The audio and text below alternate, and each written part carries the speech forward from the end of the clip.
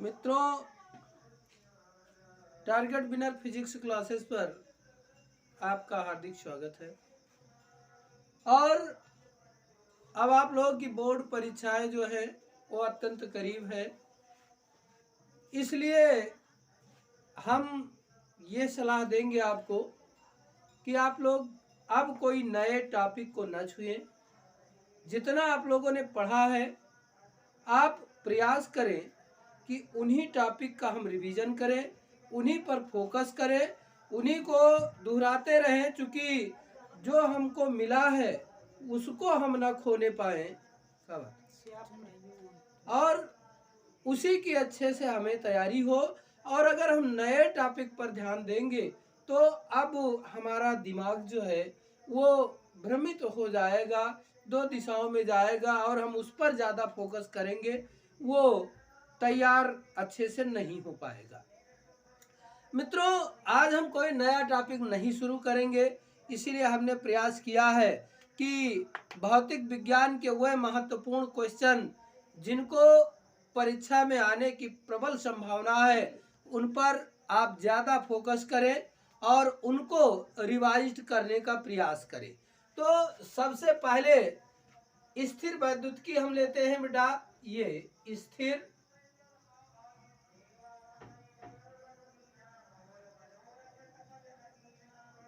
वैद्युतिकी, स्थिर वैद्युतिकी जो है इसमें सबसे इम्पोर्टेंट टॉपिक क्या है जो आने की प्रबल संभावना है उस पर हम ज़्यादा फोकस करें। बड़ा पहला नंबर आपको कूलाम का नियम। कूलाम का नियम जो है बहुत ही अच्छे तरीके से आपको तैयार करके रखना है, ये वेरी इंपॉर्टेंट टॉपिक में है। और इसके बाद जो है अध्यारोपण का सिद्धांत, अध्यारोपण का सिद्धांत वेरी इंपॉर्टेंट क्वेश्चन है बेटा, आने की प्रबल संभावना है। और इसके बाद वैद्युत द्विध्रुव, वैद्युत द्विध्रुव, ये वैद्युत द्विध्रुव के साथ साथ हमने आपको इस पर बताया है अक्षीय, ये ध्यान दीजिएगा, और निरक्षीय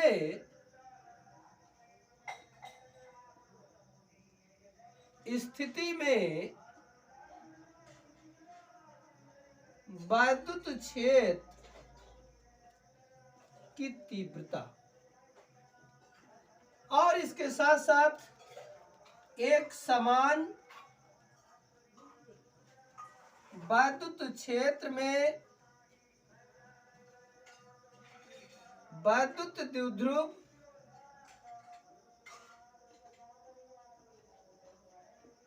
को घुमाने में किया गया कार्य, ये इस चैप्टर के सबसे महत्वपूर्ण टॉपिक है जो यूपी बोर्ड परीक्षा में इनको आने की प्रबल संभावना है। और बेटा इसके बाद हमारा गॉस का नियम आता है, तो आपको इसमें हम देखें कूलाम का नियम हमने बताया, बहुत ही इंपॉर्टेंट टॉपिक। अध्यारोपण का सिद्धांत बिल्कुल आपको तैयार करके ही रखना है। ये वैद्युत द्विध्रुव और वैद्युत द्विध्रुव के कारण अक्षीय और निरक्षीय स्थिति में वैद्युत क्षेत्र की तीव्रता, ये तो वेरी इंपॉर्टेंट टॉपिक है, बहुत आया करता है। और ये एक समान वैद्युत क्षेत्र में वैद्युत द्विध्रुव को घुमाने में किया गया कार्य, बहुत ही इंपॉर्टेंट टॉपिक है, जिसके आने की प्रबल संभावना है। इसके बाद बेटा हम देखते हैं गॉस प्रमेय में आप चले आए, तो गॉस का प्रमेय और इसके अनुप्रयोग में बेटा खास करके एक है अनुप्रयोग में अनंत विस्तार की अचालक चादर वाला जो है बेटा, ये बहुत इंपॉर्टेंट टॉपिक है, बार बार पूछा जाता है। वैसे इसमें दो है, एक अनंत विस्तार की चादर और एक ये चालक विस्तार के निकट वैद्युत क्षेत्र की तीव्रता, ये दोनों, लेकिन जिसमें अनंत विस्तार की चादर वाला बेटा बहुत ही महत्वपूर्ण टॉपिक है, जिसके आने की बहुत ही प्रबल संभावना होती है, और ये संभवतः आए ही आए, इसमें से एक आपको मिलेगा। इसके बाद इंपॉर्टेंट टॉपिक में हम चलते हैं, समांतर प्लेट संधारित्र की धारिता। समांतर प्लेट संधारित्र की धारिता, इसमें बेटा दो टॉपिक हमने पढ़ाया है। नंबर एक, जब माध्यम निर्वात हो, ये निर्वात हो। नंबर दो हमने बताया है, जब उनके बीच या प्लेटों के बीच आंशिक परावैद्युत पदार्थ भरा हो। परावैद्युत पदार्थ भरा हो। इस आधार पर आपको तैयार कर लेना, ये बहुत ही इम्पोर्टेंट है, और इसमें से एक ना एक क्वेश्चन श्योरली पूछा ही जाता है, और इस पर आंकिक भी आता है। आंकिक क्वेश्चन भी बहुत इम्पोर्टेंट है इस पार्ट से। इसके बाद हम विद्युत धारा में चलते हैं। स्थिर वैद्युतिकी हो गया। स्थिर वैद्युतिकी के बाद जो है, अब हम विद्युत धारा पर फोकस करते हैं। इसके बाद विद्युत धारा इकाई 2 में आते हैं बेटा। विद्युत धारा, विद्युत धारा में पहला ही बहुत इंपॉर्टेंट सा अनुगमन वेग। अनुगमन वेग, अनुगमन वेग का धारा में, धारा से संबंध और ओम के नियम की उत्पत्ति। ओम के नियम की उत्पत्ति, ये बहुत ही इंपॉर्टेंट टॉपिक है बेटा, और इसमें एक एक नंबर का गतिशीलता पूछ लेता है। ये गतिशीलता,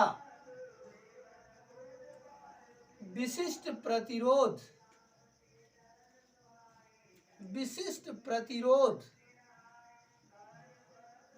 आंतरिक प्रतिरोध, बेटा बता रहे थे आंतरिक प्रतिरोध और आंतरिक प्रतिरोध की निर्भरता, ये बहुत ही इंपॉर्टेंट टॉपिक है। खास करके अनुगमन वेग, धारा से संबंध, ओम के नियम की उत्पत्ति, गतिशीलता, विशिष्ट प्रतिरोध और आंतरिक प्रतिरोध, ये बहुत ही इंपॉर्टेंट टॉपिक है। इसके बाद अगर हम चले बेटा, तो किरचॉफ का नियम, किरचॉफ का नियम वेरी इंपॉर्टेंट टॉपिक। ये किरचॉफ का नियम तो आएगा ही, इस पर बेटा आंकिक भी आएगा। ये किरचॉफ के नियम पर आंकिक क्वेश्चन भी आएगा, बहुत ही इंपॉर्टेंट है। इसके साथ साथ व्हीटस्टोन सेतु का नियम, व्हीटस्टोन सेतु का नियम, ये आपको तैयार करके रखना है बेटा। विभव मापी, विभव मापी, विभव मापी में क्या क्या आपको तैयार करना है, खास करके इसका सिद्धांत और विभव मापी की सुग्राहिता, ये बहुत ही इंपॉर्टेंट टॉपिक है, बार बार पूछा जाता है बेटा, ये बहुत इंपॉर्टेंट टॉपिक है। अगले चैप्टर में अगर हम चले तो हमको धारा मापी, धारा मापी का सिद्धांत, सिद्धांत और वोल्ट मीटर तथा अमीटर में परिवर्तन, वोल्ट मीटर तथा अमीटर में परिवर्तन, ये। और बताएं बेटा, एक क्वेश्चन हमने दिया था जो बहुत ही इंपॉर्टेंट सा क्वेश्चन है। एक बार हमने पढ़ाते वक्त आपको बताया था कि ये विभव मापी जो है वोल्ट मीटर की तुलना में अधिक सुग्राही यंत्र होता है, क्यों, स्पष्ट कीजिए। हमने बताया था, बहुत ही इंपॉर्टेंट सा क्वेश्चन है, 1 नंबर में पूछा जाता है। कारण भी बताया था, क्योंकि वोल्ट मीटर जो होता है वो शून्य विक्षेप की स्थिति पर काम करता है, ये विभव मापी, जबकि वोल्ट मीटर में ऐसा नहीं होता है। उसका एक निश्चित पैमाना होता है, उस पर पाठ्यांक लिया जाता है, जिससे उसके पाठ्यांक में त्रुटि होने की पूर्ण संभावना होती है। तो ये बताया था, ये क्वेश्चन बहुत ही इंपॉर्टेंट है कि विभव मापी जो होता है वोल्ट मीटर की तुलना में बहुत अधिक सुग्राही यंत्र होता है। एक चीज और, वोल्ट मीटर का प्रतिरोध जो होता है वो अनंत होना चाहिए। आदर्श वोल्ट मीटर का प्रतिरोध अनंत होना चाहिए। ये टॉपिक भी बहुत इंपॉर्टेंट है। तो धारा मापी, इसका सिद्धांत, धारा मापी का वोल्ट मीटर और अमीटर में रूपांतरण, परिवर्तन तथा इस पर आधारित आंकिक क्वेश्चन, जहां से बेटा ज्यादा आंकिक क्वेश्चन बनते हैं वो भी हम आपको बताते जा रहे हैं। ये बार बार परीक्षाओं में पूछे जाते हैं। इसके बाद अगर आप आ जाए तो प्रेरण है संभवतः, प्रेरण पर चलते हैं। तो विद्युत चुंबकीय प्रेरण की घटना, विद्युत चुंबकीय प्रेरण की घटना क्या है, इस पर आधारित फैराडे एवं लेंज का नियम,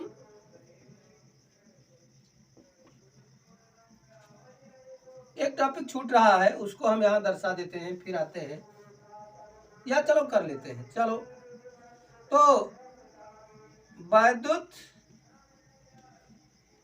चुंबकीय प्रेरण, इस पर आधारित फैराडे का नियम और लेंज का नियम, बहुत ही इंपॉर्टेंट सा टॉपिक है। लेंज का नियम, ये इसको तैयार रखेंगे बेटा। और इसके साथ साथ अन्योन प्रेरकत्व, वेरी इंपॉर्टेंट टॉपिक, अन्योन प्रेरकत्व और स्वप्रेरकत्व, स्वप्रेरकत्व। अब इसमें ये विद्या में मिल जाता है, बच्चे तैयार कर लेते हैं, लेकिन कुछ बच्चे पूछा करते हैं कि सर इसका एग्जाम्पल क्या है, एग्जाम्पल नहीं विद्या में मिल पाता है। तो हम आपको बताएं, अन्योन प्रेरण का तो विद्या में मिल जा रहा है। अन्योन प्रेरण का एग्जाम्पल ट्रांसफार्मर है। अन्योन प्रेरण की घटना पर कार्य करने वाला उपकरण जो है वो ट्रांसफार्मर है। स्वप्रेरकत्व का एग्जाम्पल नहीं मिल पाता है, तो बच्चे इस पर सवाल पुटअप किया करते हैं। हम आपको बताएं, स्वप्रेरण की घटना में बताया गया है कि जब किसी कुंडली में हम धारा प्रवाहित करें, एक ही कुंडली होनी चाहिए, दो नहीं, दो होगा तो अन्योन प्रेरण हो जाएगा। तो किसी कुंडली में धारा प्रवाहित करें और अचानक से उस धारा में हम परिवर्तन कर दें या धारा प्रवाह बंद कर दें, तो उसके विपरीत दिशा में स्वतः प्रेरित धारा उत्पन्न हो जाती है, उतनी ही तीव्रता की। तो इस घटना को स्वप्रेरण कहते हैं। एग्जाम्पल क्या है, हम आपको बताएं, दैनिक जीवन में बहुत बढ़िया सा एग्जाम्पल आपने देखा है, बड़ा होता कभी कभार ये है, जैसे जब लाइट कभी गड़बड़ हो जाती है तो एकाएक से लाइट बहुत तेज आती है, तो हम करते क्या है, दौड़ते हैं कि लाओ बल्ब को स्विच ऑफ कर दें, क्योंकि लाइट बहुत तेज है, बल्ब फ्यूज हो जाएगा। तो हम दौड़ते हैं, बल्ब को बंद करते हैं, बंद करते करते बल्ब जो है फ्यूज ही हो जाता है, बचता नहीं है। कारण क्या है आपको बताएं, जो बल्ब की कुंडली है जैसे हम बंद करते हैं तो उसमें कुंडली में जो धारा का प्रवाह हो रहा है उसमें अचानक से परिवर्तन होता है, यह धारा का प्रवाह बंद हो जाता है। तो स्वप्रेरण की घटना के अनुसार उसके विपरीत दिशा में उतने ही परिमाण की प्रेरित धारा स्वतः उत्पन्न हो जाती है, चंद सेकंड के लिए, बहुत ही कम समय के लिए, और वो कम समय में उत्पन्न होकर प्रेरित धारा बल्ब को फ्यूज करके चली जाती है। तो ये स्वप्रेरण का एग्जाम्पल है, ये बहुत इंपॉर्टेंट। और स्वप्रेरण की घटना पर आधारित हमको पढ़ना है ट्रांसफार्मर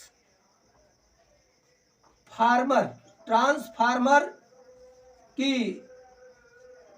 क्रियाविधि, रचना व क्रियाविधि।